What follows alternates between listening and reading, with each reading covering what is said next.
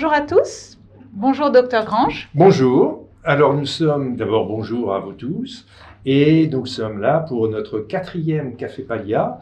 Faut-il dire la vérité ou non? Et notre grand témoin est Didier Armingaud, directeur des compétences du groupe, qui aura 5 minutes pour faire une conclusion et nous donner des messages. Absolument, Claude. Donc on va commencer par une question compliquée. Pourquoi doit-on dire aux gens la vérité sur leur état de santé finalement? Alors, d'une façon générale, la vérité, elle appartient donc à celui qui vient voir son médecin. Et donc, si vous venez voir votre médecin, vous êtes en droit de savoir ce que vous avez. Alors maintenant, dans le cadre de notre Café Palia, on parle de soins palliatifs. Et donc là, les vérités sont un peu plus importantes, puisque c'est souvent l'annonce de la maladie grave. Et puis peut-être à un moment donné, pouvoir parler aussi de l'évolution et des pronostics. Et je pense que même dans ces situations-là, et je dirais même surtout dans ces situations-là, il faut pouvoir dire la vérité, parce que toute personne donc a des très grandes capacités à s'adapter même à des très mauvaises nouvelles, et puis aussi parce que c'est la loi, hein, toute personne a le droit d'être informée sur son état de santé. Oui, la loi le formule d'ailleurs très clairement, oui, Claude. La loi, l'article 35 qui dit « Le médecin doit à la personne qui l'examine, qu'il soigne, qu'il conseille une information loyale, claire et appropriée sur son état, les investigations et les soins qu'il lui propose. Tout au long de la maladie, il tient compte de la personnalité du patient dans ses explications et veille à leur compréhension. » Alors ça, c'est le code de déontologie médicale. Et puis il y a la loi Kouchner, la loi du 432. Ouais. Toute personne prend, avec le professionnel de santé et compte tenu des informations et des préconisations qu'il lui fournit, les décisions concernant sa santé. Le médecin doit respecter la volonté de la personne après l'avoir informée des conséquences de ses choix. Donc il y a un droit de savoir du patient, et puis il y a le devoir de dire du médecin finalement. Mais est-ce que cette situation a toujours été? Que nenni. C'est dans les années 50, la code de déontologie en 1950, docteur Louis Porte. À aucun moment le malade est conscient de son malheur. Il faut ordonner pour lui. C'est un jouet à peu près complètement aveugle, très douloureux et essentiellement passif, mineur, soumis à l'autorité du médecin, père et tuteur. Ça fait froid dans le dos. C'était le code de déontologie de l'époque, des années 50. Et donc, heureusement, là, on voit bien que le malade est objet de soins et que ça a évolué, puisque le code de déontologie, en 95, professeur Bernard Glorion, le médecin doit à la personne qu'il examine, qu'il soigne, qu'il conseille une information loyale, claire et appropriée sur son état, les investigations et les soins qu'il lui propose. On voit bien que là, le malade devient sujet de soins. Ensuite, il y a la fameuse loi Kouchner du 4 mars 2002. Et puis, je crois que dans le cadre du plan cancer, il y a eu aussi ce développement du droit à savoir. Tout à fait, parce que dans les états généraux de la santé et même les états généraux de cancer, il y avait un tollé général parce que les familles, les médecins ou non, les patients se plaignaient d'un manque d'informations. On ne peut pas avoir le dossier médical, on ne sait pas ce que l'on a. Et avec l'INCa, donc l'Institut national du cancer, il y a eu ce qu'on appelle le dispositif d'annonce, la mesure 40 du plan cancer. Tout patient atteint de cancer doit pouvoir bénéficier au début de sa maladie et ou en cas de récidive d'un dispositif d'annonce organisé. Et il y a eu des consultations d'annonce organisée, avec un temps dédié pour ça, avec la présence aussi d'une infirmière, hein, sachant que l'infirmière, elle est là pour entendre ce que dit le médecin et pour pouvoir après, dans un deuxième temps, réexpliquer les choses. Alors, février 2014, la HAS elle-même a proposé un dispositif d'annonce et d'accompagnement plus large, puisqu'il s'agit du diagnostic d'un patient ayant une maladie chronique. Donc là, on élargit le spectre. Mais finalement, de quelle vérité parle-t-on réellement, docteur? La vérité, c'est que, encore une fois, comme je vous le disais, vous allez voir votre médecin, vous attendez à ce que le médecin vous dise ce que vous avez. Mais on s'aperçoit que les patients, ils veulent qu'on leur dise la vérité, mais plutôt les bonnes nouvelles, quoi. Ils sont il y en a qui ne sont pas prêts à entendre les mauvaises nouvelles. Et là, il faut savoir aussi pouvoir dire, bah, écoutez, si on sent que la personne est en difficulté par rapport à l'annonce d'une mauvaise nouvelle, savoir dire, bah, écoutez, est-ce qu'il y a peut-être quelqu'un d'autre à qui vous voudriez que j'informe, que je vous dise les résultats de vos analyses? Et là, on parle finalement d'évolution de la maladie et de fin de vie. On parle de quoi? On parle de diagnostic, on parle de traitement, Alors, donc, de pronostic. Là, il y a une chose qu'il faut dire, c'est que l'annonce d'un diagnostic et d'un pronostic est de la seule compétence d'un médecin. Et ça serait une faute, une erreur, que ça soit un autre professionnel qui annonce ce genre d'informations. Mais c'est vrai que c'est quelque chose de difficile à annoncer. Et les médecins sont en grande difficulté par rapport à ça. Alors, notamment la notion de pronostic. Est-ce qu'on peut peut-être un petit peu creuser cette notion de pronostic? Oui. Donc, le pronostic, c'est-à-dire que c'est à un moment donné, donc il y a la maladie. Mais plus la maladie est grave et plus il y aura des annonces d'ordre pronostic. C'est-à-dire que est-ce que la maladie va guérir ou pas?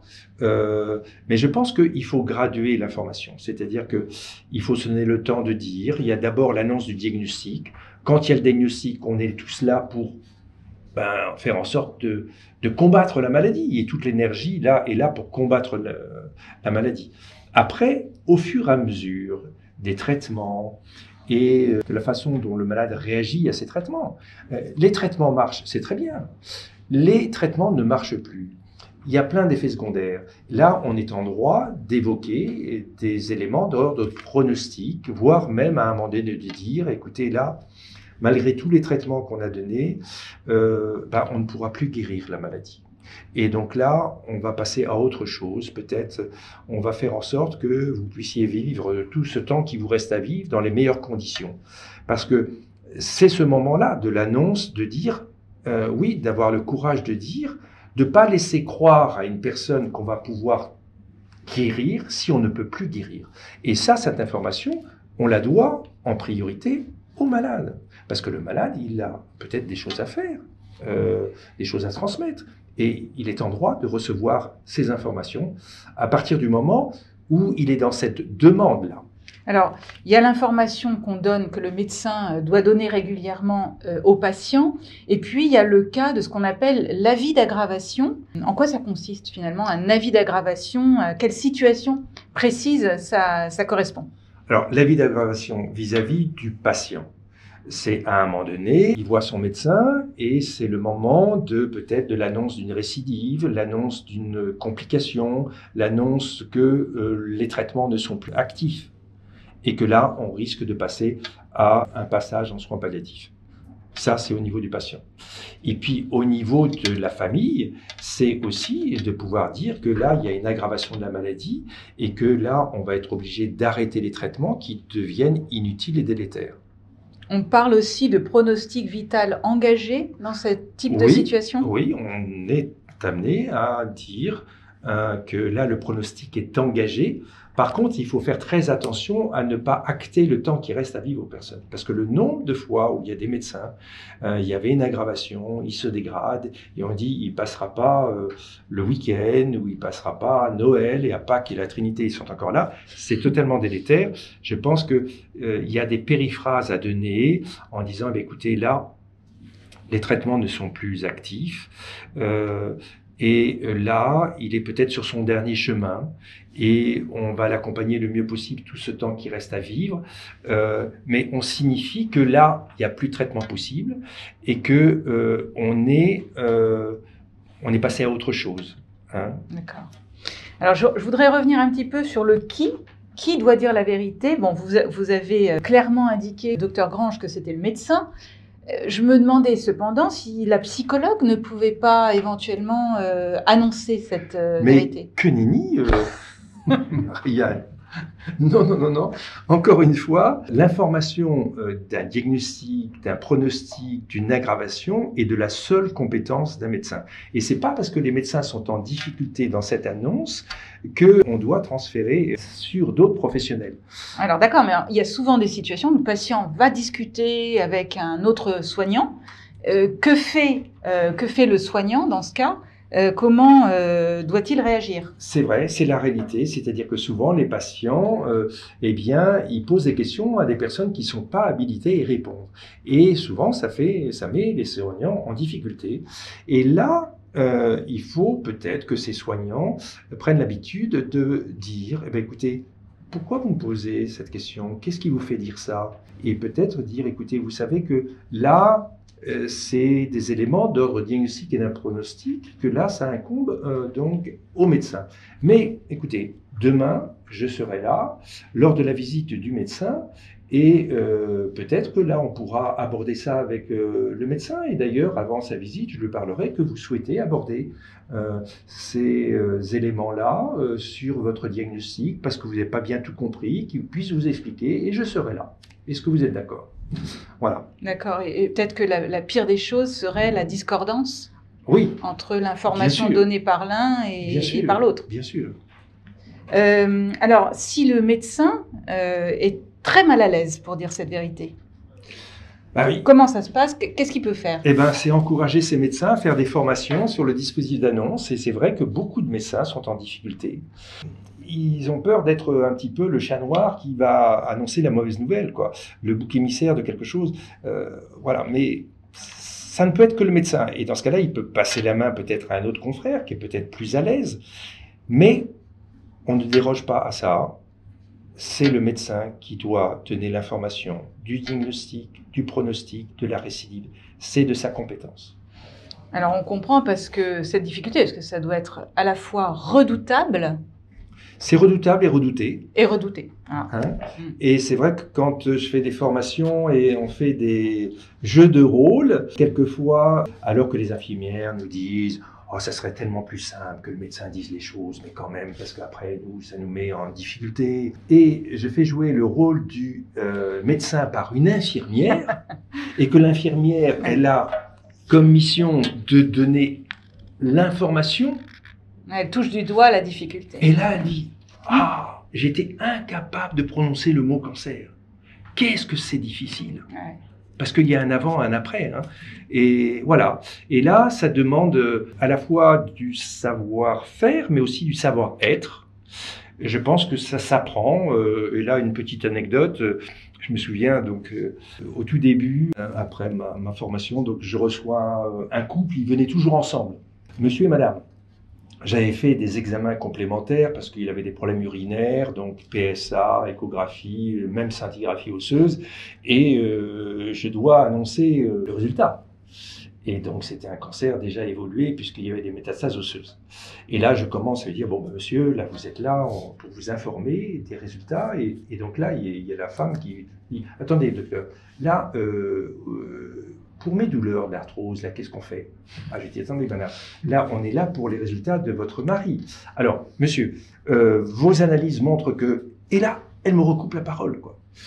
Bon, je voyais que c'était plus le moment, et la consultation coupe court. Je vois arriver, 8 jours après, la femme. Docteur, je viens vous voir toute seule, cette fois-ci. J'ai bien vu que la dernière fois, vous avez failli faire une boulette, hein. Vous avez failli lui dire. Ah non, moi j'ai bien compris qu'il a un cancer de la prostate et sans doute évolué, mais surtout il ne faut pas lui dire. Hein. Mais madame, vous savez, docteur, il ne faut pas lui dire. Ok. Une semaine après, je vois arriver le monsieur, seul, et qui me dit, bon docteur, la dernière fois j'ai bien vu que vous essayiez de me dire les choses, mais que ça n'a pas été possible, quoi. Alors je voudrais savoir, parce que moi j'ai bien compris que ça doit être un cancer de la prostate et que peut-être qu'il n'est pas très bon, mon cancer de la prostate. Mais surtout, je vous dis une chose, hein, il ne faut surtout pas lui dire à ma femme, parce que ça, elle ne le supportera pas. Tout le monde sait, personne ne se parle. Oui, on touche là de près la difficulté, et également la difficulté de savoir quand on peut annoncer une situation et dire cette fameuse vérité? Est-ce qu'il y a des règles? S'il y a des règles à connaître? Le plus tôt possible, peut-être pas. Je pense qu'il faut se donner le temps de dire, il faut cheminer avec. C'est un peu un pas de deux. C'est de faire toujours attention l'état dans lequel est la personne en face de nous. Est-ce que c'est le bon moment? C'est l'art de la médecine, quoi. Il ne s'agit pas d'asséner une vérité à une personne qui ne veut pas l'entendre. Il s'agit plutôt de distiller l'information et d'une information progressive, graduée, en fonction de la capacité à la personne à entendre. Et donc, il faut percevoir ça. Est-ce que c'est le bon moment? Est-ce que c'est le bon moment? Et à qui cette vérité doit être dite? Puisque parfois, vous m'avez dit, docteur, que le patient n'est pas en mesure de recevoir cette vérité. Alors, dans ce cas-là, comment on fait? Oui, alors dans ce cas-là, on peut lui demander, et là je vois que vous êtes en difficulté, et que j'ai l'impression que vous avez envie de savoir la vérité uniquement si c'est une bonne nouvelle. Ah bah oui, docteur, c'est tout à fait ça. Ah non. Eh bien, peut-être à qui je pourrais en parler? Est-ce que c'est à votre fille, à votre fils, à votre mari? Non, mais c'est à ma fille, parce que, voilà. Et elle saura voilà. OK. De pouvoir savoir à qui elle souhaite qu'on informe. On retombe sur nos notions qu'on a vues précédemment dans les précédents cafés. Personne de confiance, personne de référence. Oui. Personne référente, pardon. Oui. Alors peut-être que c'est bien que ça soit la personne de confiance, puisque ça sera celle qui sera amenée aussi à être présente aussi dans les consultations médicales. Et en cas d'aggravation, finalement, quel comportement avoir? On prévient à toute heure du jour et de la nuit. En cas d'aggravation, donc il faut anticiper les choses. Il faut savoir qui on prévient en premier. Si on prévient de jour comme de nuit, il faut savoir qui on prévient. On a bien compris qu'on ne doit pas systématiquement informer la famille. C'est difficile quand on est atteint de maladie grave de ne pas en parler à la famille, sauf quand il y a une personne, et ça m'est arrivé, d'un monsieur qui était en soins palliatifs et qui m'a dit « Docteur, je veux absolument pas que vous donniez d'informations sur mon diagnostic à mes enfants. » Alors, c'est compliqué, et donc les enfants ils venaient me voir. J'ai dit « Écoutez, je suis désolé, votre papa m'a interdit, je suis tenu par le secret médical, maintenant on peut y aller ensemble, et peut-être poser directement la question à votre père. » Vous vous doutez que s'il est en unité de soins intensifs, c'est qu'il est dans une situation de gravité, mais tant que je ne suis pas délié de ce secret, je ne peux pas vous donner plus d'informations, si ce n'est de vous dire que la situation est forcément grave. Donc réinstaurer le dialogue au sein de la famille. Oui. Et je cite le cas évidemment des patients atteints de maladie d'Alzheimer qui sont plus en état de décider. Là, dans ce cas-là, comment on fait? On informe systématiquement la famille ou pas? Oui, bien évidemment. Là, on ne peut pas ne pas informer la famille. Alors, on va terminer par la dernière question qui est la question du comment. Comment, on l'a déjà abordé évidemment, comment on peut finalement dire cette vérité? Il faut un moment dédié, il faut qu'on soit au calme, pas de téléphone. Parce que y a plein d'enquêtes qui ont montré que quand les familles ou quand les malades nous racontent comment on leur a annoncé la maladie, c'est quelquefois dramatique, dans un couloir, au téléphone, entre deux portes. Donc le moment est important. Et puis, il faut procéder davantage par questionnement. Voilà, qu'est-ce que vous avez compris de votre maladie, qu'est-ce que vous savez, qu'est-ce que vous voulez savoir, et pas être dans des formes affirmatives, et pas de méthode américaine comme « Monsieur, vous avez un cancer du poumon, dans 3 mois vous serez mort ». Bim, comment fait-on avec ça? Donc voilà, de façon progressive. Et à quelle occasion? Et à quelle occasion? D'abord, au moment où on fait le diagnostic. Et puis, il y a des informations graduées en fonction de l'évolution de la maladie, en fonction de s'ils sont réceptifs au traitement ou pas, parce qu'après, il y a l'information de la récidive ou l'information du fait que là, on ne peut plus, il n'y a plus de traitement possible pour guérir. Et donc, c'est des informations différentes. Un patient qui vous dit « Docteur, je suis foutu », qu'est-ce que vous lui répondez? Alors surtout, il faut en faire quelque chose. Il ne faut pas ne rien répondre, il ne faut pas banaliser. Pourquoi vous me dites ça? Qu'est-ce qui vous fait dire ça? Est-ce que vous voulez qu'on en parle? Un patient qui vous dit « Est-ce que je vais mourir, docteur? Combien de temps il me reste à vivre ?» Alors pareil, pourquoi vous me dites ça? Qu'est-ce qui vous fait dire ça? Est-ce que vous ressentez? Et il y a des choses qui vous inquiètent, qui vous font peur? Est-ce que vous voulez qu'on en parle? Ouvrir et ne pas fermer les portes. D'accord. Dernière question sur la façon dont vous pensez les choses? Est-ce qu'il faut faire l'annonce en tête-à-tête avec le patient, le résident? Alors, moi, j'ai l'habitude de toujours donner des informations en présence d'un soignant. Pourquoi? Parce que ça permet à l'infirmière, souvent, d'entendre ce que le médecin a dit et de pouvoir réexpliquer dans un deuxième temps. Et qui fait qu'elle ne déroge pas au secret médical, puisque le médecin a dit, et d'ailleurs, dans le dispositif d'annonce, c'est comme ça que ça a été conçu, où les infirmières peuvent réexpliquer. Mais si vous me dites que le médecin vous a rien dit, mais moi j'étais là, il vous a dit ça et ça, mais d'ailleurs, on peut reprendre et vous réexpliquer. Alors, on va terminer par les questions. On a quelques questions, notamment une première question sur la situation suivante. Si le patient a des troubles cognitifs, doit-on aussi l'informer ou doit-on le préserver? Ça, c'est une difficile question. Alors, le problème, c'est que dans l'expérience, j'ai trouvé qu'il y a beaucoup de personnes qui sont atteintes de troubles cognitifs et avec des maladies d'Alzheimer. Parce qu'à chaque fois qu'on allait dans les EHPAD, oh non, non, mais, ou la famille disait non, non, il n'est pas capable d'en comprendre. Le nombre de personnes qui étaient capables de comprendre, quand on allait amputer d'une jambe parce qu'il y a une artérite qui se retrouvait sans jambe, bien évidemment, il faut mieux l'informer avant. Et soi-disant, il avait des troubles cognitifs, il n'était pas capable d'entendre. Donc moi, je me méfie et donc peut-être je vérifierai s'il a vraiment des troubles cognitifs, parce que moi je me suis aperçu que beaucoup de personnes, il y avait des trucs un peu sélectifs, où là quand on leur disait vous avez une artérite et que là on va être obligé de couper la jambe, là ils comprenaient très bien quoi. D'accord. Et alors une autre question, si ce résident est sous tutelle, comment fait-on? Le médecin, il doit informer la personne, parce que sous tutelle, parce qu'il a des troubles cognitifs et qu'il ne comprend pas. C'est une mise sous tutelle pour diverses raisons. Non, ça ne change rien. Le médecin, il ne demande pas l'autorisation au tuteur. Il fait ce qu'il semble être le mieux pour son patient. Il n'a pas besoin de l'autorisation du tuteur pour ça. D'accord. Alors, on n'a pas d'autres questions. N'hésitez pas quand même, je relance un peu le public à poser vos questions. On essaiera d'y répondre par ailleurs. Et je crois qu'on arrive au terme en fait de cet entretien. Docteur, j'espère qu'on vous aura éclairé tout à chacun sur cette notion d'information et de dire la vérité et de droit à la vérité des patients et des résidents. Tout à fait. Et donc, c'est l'heure du grand témoin. Absolument. Nous accueillons donc Didier Armingaud, donc directeur des compétences groupe. Bonjour Claude, et puis bonjour à tous, à toutes et à tous. Un grand merci pour cette intervention, très claire, très didactique. On voit l'importance de dire la vérité. Alors, on s'est beaucoup concentré, c'était l'objet de cette table, sur la vérité finalement, l'annonce au patient de sa maladie ou d'une aggravation. Moi, par mon expérience professionnelle antérieure, quand j'étais médecin en établissement, il y avait aussi cette notion de dire la vérité à un patient par rapport à éventuellement une annonce douloureuse dans la famille.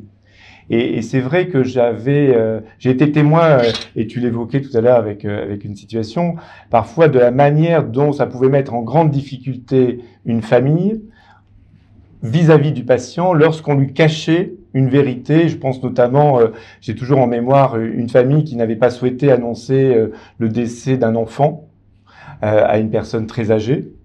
Et toujours sous ce prétexte, et tu l'as évoqué, vous l'avez évoqué dans la table avec Marianne, sur cette notion de, finalement, qu'il faut pas lui dire, ça va l'angoisser.